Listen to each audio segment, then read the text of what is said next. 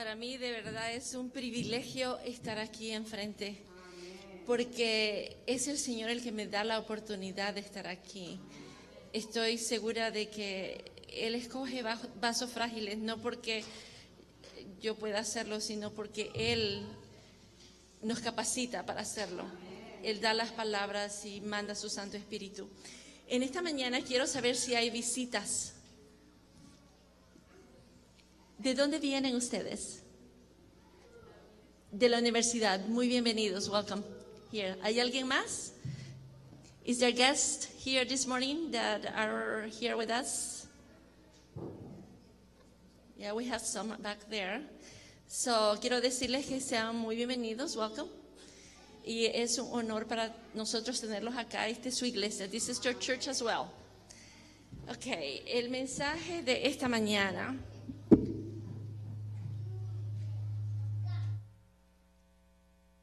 Esta mañana es una historia muy hermosa, como todas las historias que están en la Biblia, ¿no es cierto? Creo que no hay ninguna historia aquí que haya sido dejada para nuestra enseñanza. Todas fueron para fortalecernos y hacernos fuertes cada día. La historia en que vamos a meditar esta mañana es una historia de cómo el Señor nos saca de donde nosotros estamos. Nos saca de la esclavitud, de la pobreza, de la angustia, de la depresión y nos lleva a una manera diferente de vida, a un estilo superior de vida. Podemos ver en la Biblia a José. Él venía de una familia, era un hijo amado, pero debido a la envidia de sus hermanos, estuvo a punto de que lo asesinaran, pero cambiaron de opinión y entonces luego lo vendieron como esclavo. Y este joven es llevado a un país extranjero fuera de su familia. Y luego hay un drama ahí, lo acusan, pasa hasta en la cárcel sin tener ninguna culpa. Y quiero que meditemos en estas situaciones que a veces nosotros somos puestos ante circunstancias. Sin embargo, estas historias nos muestran que el Señor ha estado ahí con ellos. Y de la esclavitud, José llegó a ser el segundo en el gobierno de Egipto. No había alguien después de Faraón más que José quien estaba a cargo de todo. Solo vemos que pasó de la esclavitud a ser el segundo gobernante, como el vicepresidente, diríamos, de Egipto. También está Daniel, otro príncipe del pueblo de Israel, que en una batalla es capturado y es vendido. Y luego llega a Babilonia como un esclavo. Y llega a ser por su testimonio, porque amaban al Señor y porque pusieron al Señor en primer lugar. Este joven llega a ser el primer ministro de Babilonia. ¿Recuerdan la historia de Esther? Una joven que por circunstancias de la vida quedó huérfana. Su tío la recoge. Hay una pérdida grande en la vida de Esther. Imagínense quedar huérfana.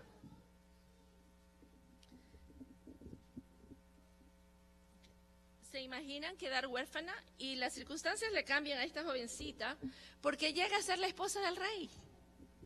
Pero son personas que tienen algo en común. Estas personas amaban y confiaban en el Dios de Israel.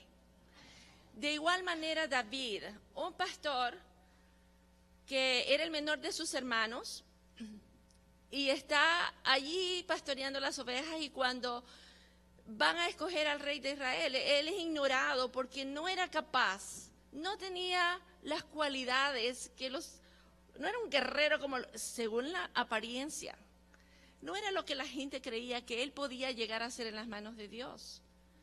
Y sin embargo Dios lo saca de pastor de ovejas a rey de Israel. La historia que yo tengo para ustedes es una historia que refleja y que es un espejo de lo que es el plan de salvación. La historia de un joven llamado Mefiboset. es este personaje? ¿Alguien podría decirme quién era Mefiboset?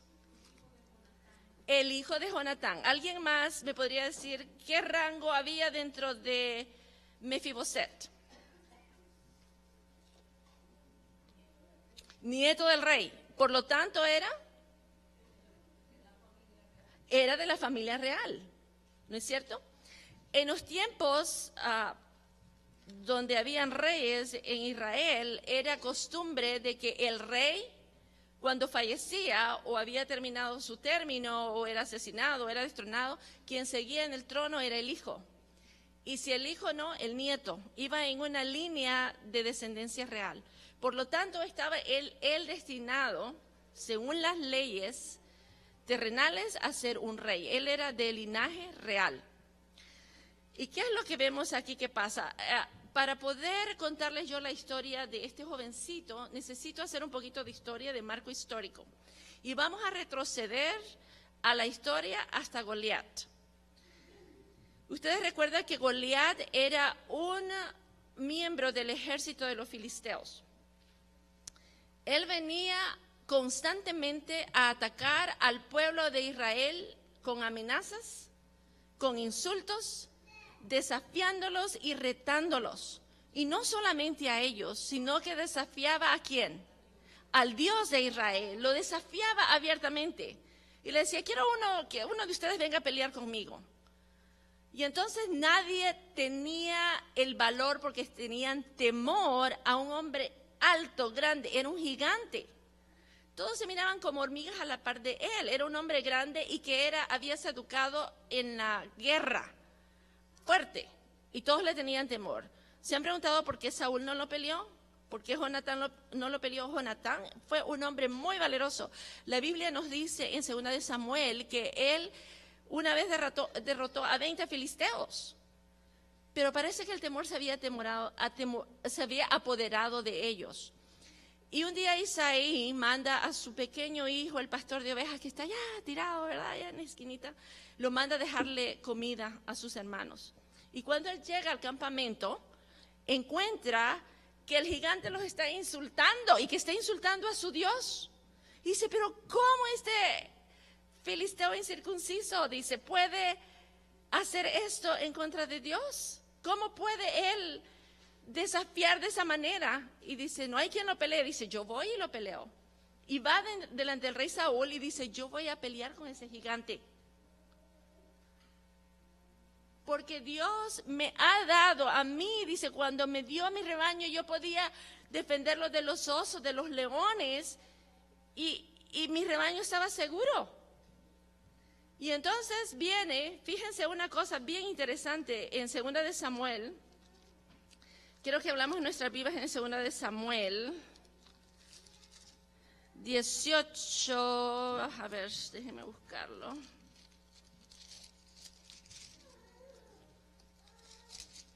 Creo que es 14.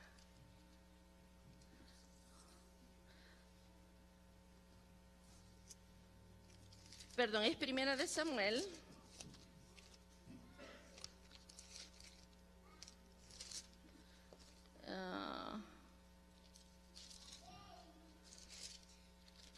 Lo siento, perdí el texto, ahorita lo recojo de nuevo. Cuando David va delante de Saúl, dice que Saúl se quita su casco y su coraza y se los pone en la cabeza a él. Él sabe que esto es profético, porque él ya había sido elegido, ya había sido ungido por el profeta Samuel para ser rey. Entonces, involuntariamente, Saúl le estaba dando prácticamente ahí su escudo, su coraza representativo, aunque él no lo sabía ni lo aceptaba. Luego, él va y pelea contra el gigante y se quita todo y dice, yo no puedo con esto. El Señor ha dado a ese gigante en mis manos. Y va y busca 5 piedras y las recoge y va a pelear. Y cuando el gigante le ve, se enoja con él y le dice, hey, le dice, yo no soy un perro, ¿por qué vienes a mí con palos? Le dice, yo voy a dar tu cuerpo a las aves de los cielos y te van a devorar. Y entonces dijo él, yo vengo en nombre de Jehová de los ejércitos. Y dice, ahora el Señor te ha dado a ti y a los filisteos en mis manos. Y vino el gigante enojado con su escudero. Y entonces lo que él había estado practicando, ese pequeño don que Dios le había dado, sacó y lo golpeó y cayó el gigante y cayó en tierra.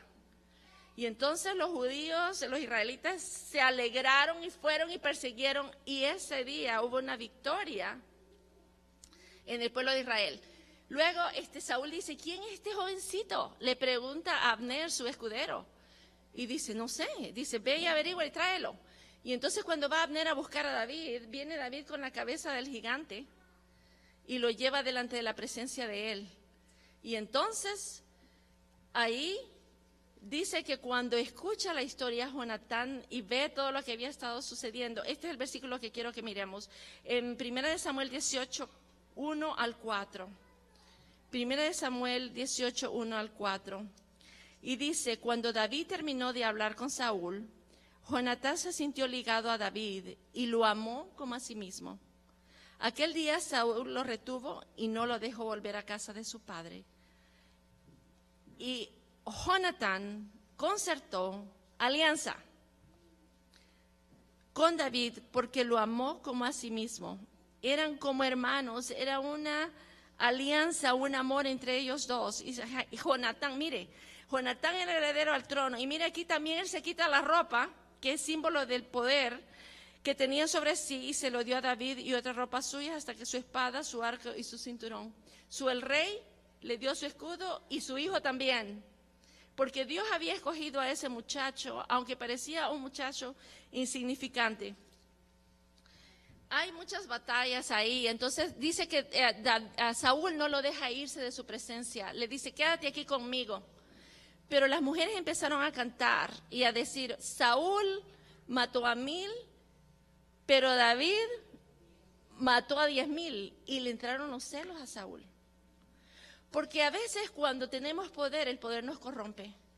Y si nos alejamos de Dios, con mucha más razón. Y aunque Dios le hablaba a través del profeta, él empezó a hacer lo que él quería, y el Espíritu Santo del Señor se fue alejando de Saúl. Y entonces David dice que un día estaba tocando el arpa y le tiró la lanza 2 veces para matarlo, y dice que se pudo esquivar. Y luego llamó a su ejército y a Jonatán para decirles que lo mataran. Jonatán advirtió por esta alianza que ellos tenían, y entonces David fue a huir a las montañas. Y ahí anduvo huyendo, pero déjeme decirle que no era un escape pasivo, porque él estaba defendiendo, estaba peleando batallas para defender al rey de Saúl de todos sus enemigos. Estaba en un bootcamp, se estaba preparando él para defender a todo su pueblo, aunque él era perseguido por el rey Saúl. Qué amor el que tenía David y qué respeto para un ungido del Señor. Eso me deja una lección a mí acerca de cómo debemos tratar a los ungidos del Señor, ¿verdad? Luego David un día se va a una de sus guerras y ellos están escondidos porque sabe que Saúl lo anda buscando y se esconden en una cueva. Y Saúl está peleando en una batalla muy fuerte y dice la Biblia, como lo dice en mi versión, él quería desocuparse. Y entonces se mete a la cueva a hacer sus necesidades y David está ahí escondido. Y cuando él está ahí, dice que se acerca. Imagínense qué precisión tenía David, que le corta una parte de su borde y no se da cuenta. Y Saúl se desocupa y sale, y David le dice, ungido del Señor, le dice, yo quiero que tú sepas que yo nunca he querido hacerte daño. No quiero, eres una persona que el Señor ha escogido, yo pude haberte matado. El Señor te puso en mis manos y sin embargo no te hice nada. Y entonces ahí hicieron un pacto. Y esto es ahí donde empieza nuestra historia. Y quiero que vayamos a 1 Samuel 24, 19, y le voy a pedir a alguien que tenga voz fuerte que me lo lea. 24, 19 al 22. Se ponga de pie y me lo lea.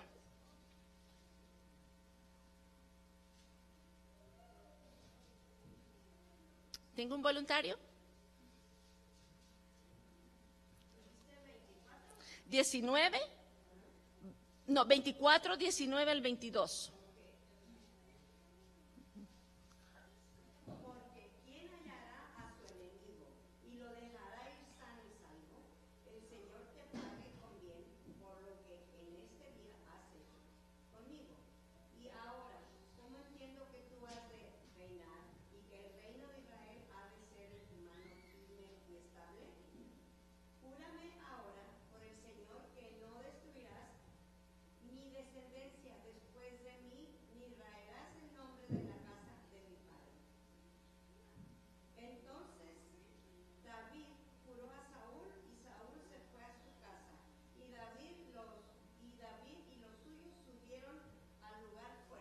Perfecto, hasta ahí, gracias. Ponme el versículo 21, por favor, Glenda. Fíjense que cuando ahí David le pide a Saúl, Saúl le pide a David que haga un juramento. Y le dice, júrame pues ahora por Jehová que no destruirás mi descendencia. ¿Por qué le está pidiendo esto?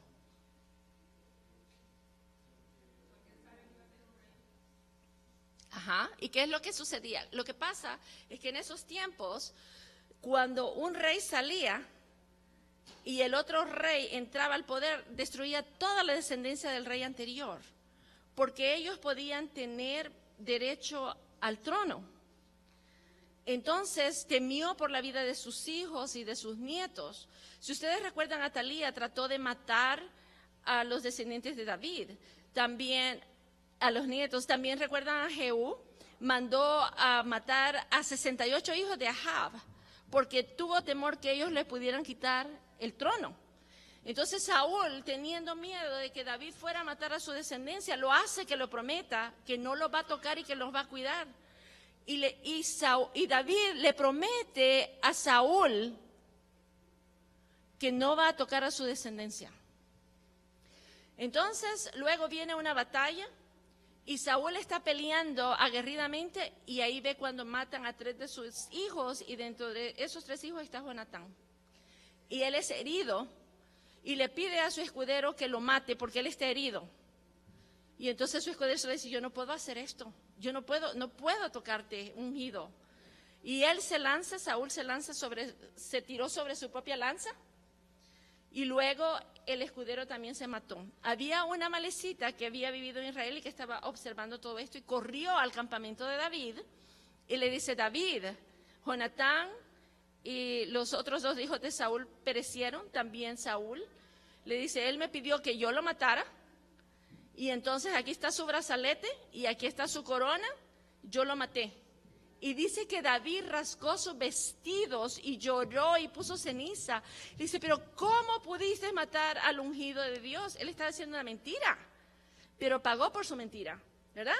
Entonces, dice que él le dio sepultura a Saúl y a su descendencia con honores. Si ustedes leen, este es un libro hermoso, porque habla del amor de David hacia su enemigo, que aunque había tratado de matarlo, que lo había perseguido, lo honra. Y un día, estando en el trono, se acuerda de la promesa que le hizo a Saúl y pregunta, ¿hay descendientes de la casa de Saúl? ¿Hay descendientes de la casa de Saúl? Y entonces le dicen, sí, hay un descendiente y hay un siervo que se llama Siba, que él trabajaba para el rey Saúl. Traigan a Siba, dice él, tráiganlo. Y entonces Siba dice, sí, hay un descendiente de la casa de Saúl, pero él está paralítico, no puede caminar. Y le dice, tráelo. Y entonces le dice, ¿dónde vive él? Y él le dice, él vive en una ciudad que se llama Lodebar.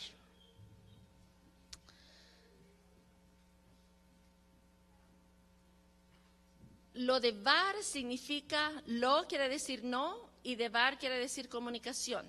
No había comunicación, había silencio. También Lodebar significa lugar árido, áspero, que no da frutos, que no rinden nada. En ese lugar, Lodebar, es donde iban todas las personas despreciadas, abusadas, todos los renegados de la sociedad, todas las personas que tenían problemas con la justicia, todos los que eran abandonados, todas esas personas vivían en ese lugar, Lodebar.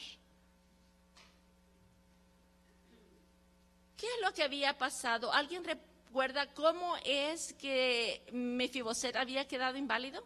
¿Es que él nació así o qué fue lo que pasó? Quiero una mano.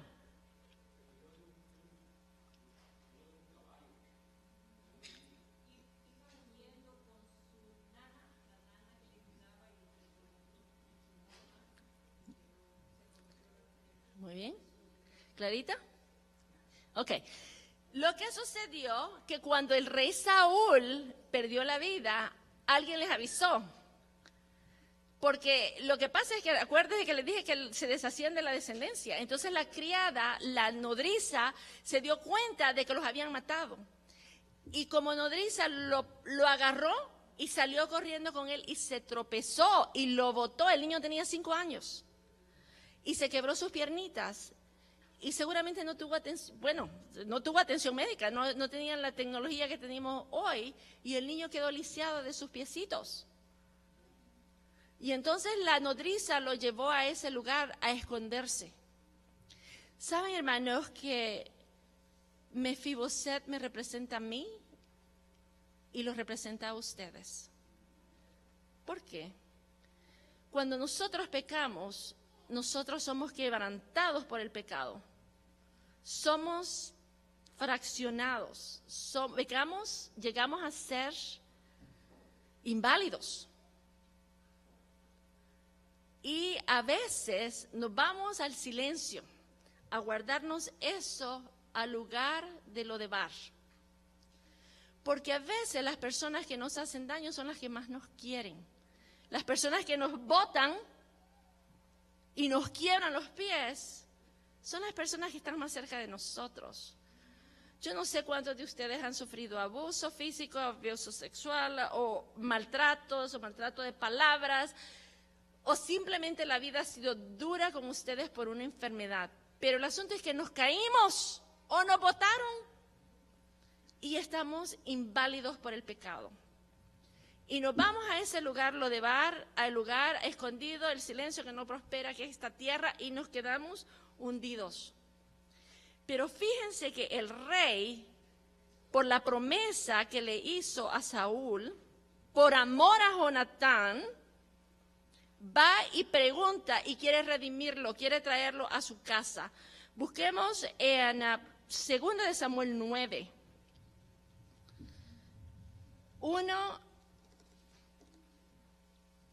El 4. Vamos a empezar en el 4. Bueno, voy a empezar desde el 1 quizás. Y dice, David preguntó, ¿queda alguno de la casa de Saúl a quien yo pueda favorecer por amor a Jonatán? Había un siervo de Saúl llamado Siba.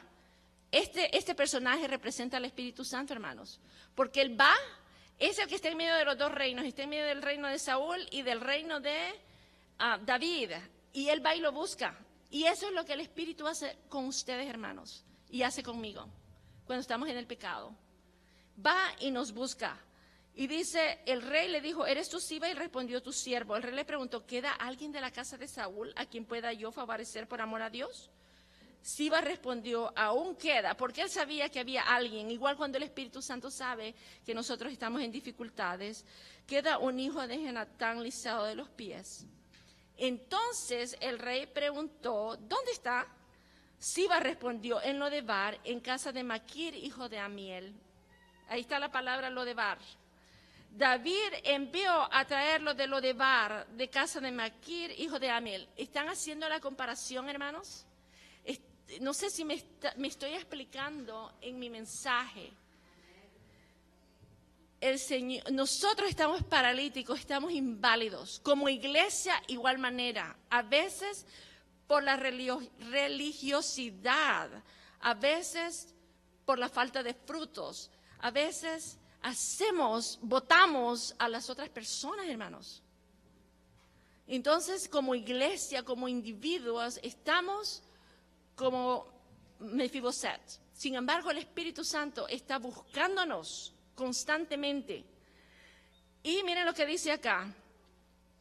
David envió a traerlo de Lodebar, porque David es un prototipo de Jesús, de casa de Maquir, hijo de Amiel, y Mefiboset, hijo de Jonatán, hijo de Saúl, vino ante David y se postró, hizo reverencia. Y David le dijo, Mefiboset, y él respondió, aquí tienes a tu siervo.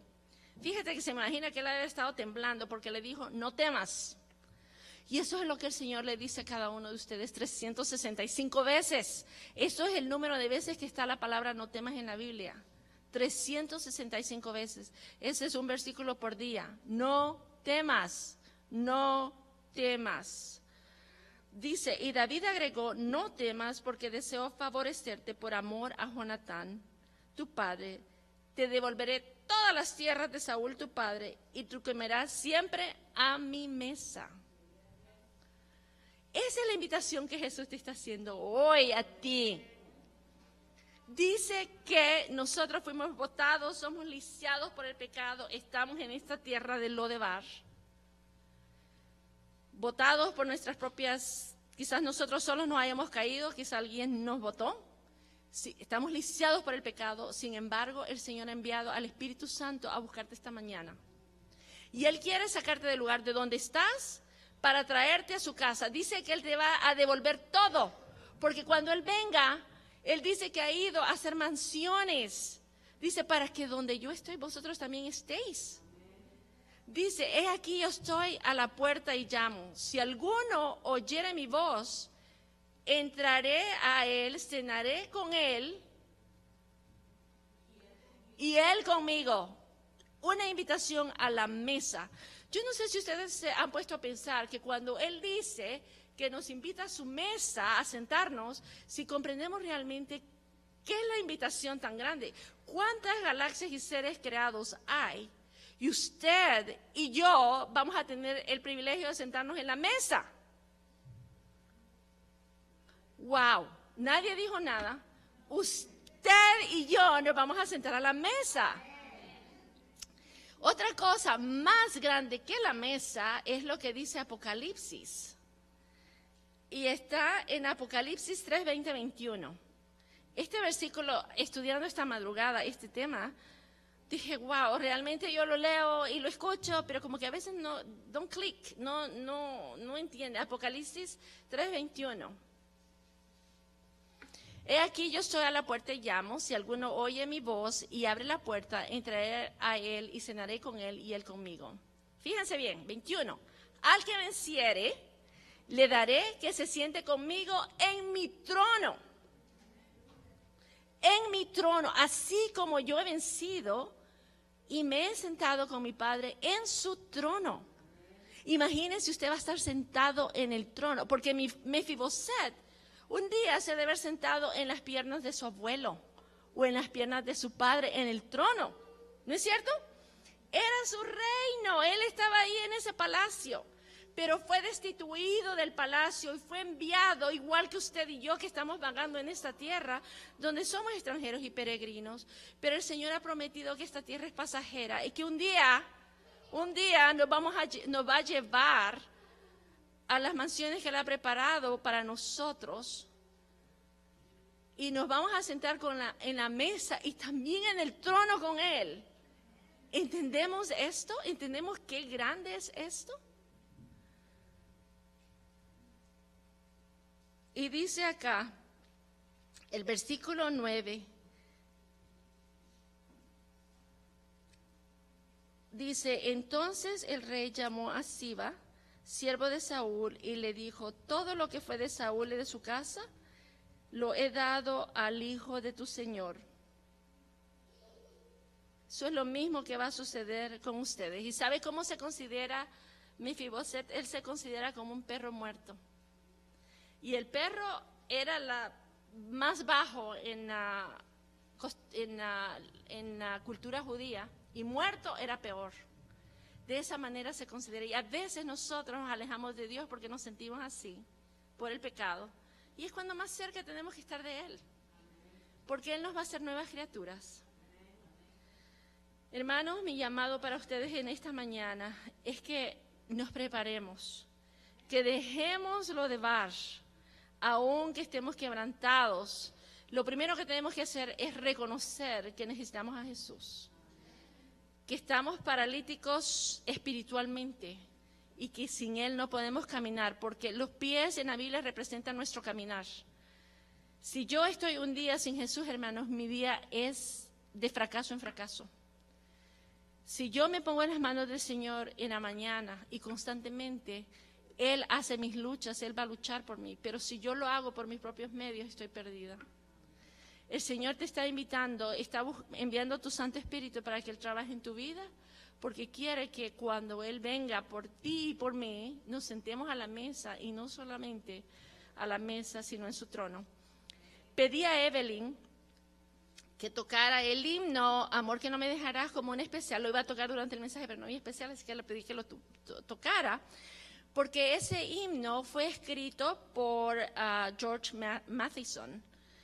Este era un joven muy talentoso, era el mayor de sus hermanos, y era tanto su intelecto que fue a la universidad y se graduó de doctor en filosofía a los 20 años. Porque era una persona muy inteligente. Ahí había conocido a su novia, que para él había sido el amor de su vida. Y le había propuesto matrimonio. Y entonces habían puesto la fecha para casarse, pero él estaba teniendo problemas con su vista. Y entonces cuando decidió ir donde el doctor, porque cada vez sus lentes eran más gruesos y ya casi no miraba, fue donde el doctor y le preguntó qué era el problema. Y le dijo, el problema que tú tienes no tiene solución. Le dijo, pero yo estoy por casarme, ¿en cuánto tiempo? Y le dijo, en este tiempo, para ese tiempo posiblemente tú ya vas a estar ciego. Y entonces él se fue con un corazón quebrantado, pero con la esperanza de tener el apoyo de su novia. Y cuando va, le agarra la mano a su novia y le dice, fui donde el médico. Y posiblemente para la fecha en que nos casemos, yo ya voy a estar ciego. La muchacha retiró la mano y le dijo, yo no creo que pueda casarme con un hombre ciego. Y se levantó y se fue. Él estaba con su corazón quebrado, porque les dije que a veces las personas que nos lastiman son las que más queremos. Y entonces se quedó con su corazón quebrantado y escribió este himno tan lindo que dice, amor que no me dejarás. Y él sabía que Jesús, a pesar de todas las circunstancias de su vida, a pesar de que estuviera ciego, a pesar de que estuviera en pecado, Él nunca lo iba a dejar. Y eso es lo que yo te digo ahora. Confía en el Señor Jesús. No temas, porque Él nunca te va a dejar. Que el Señor te bendiga hoy y siempre.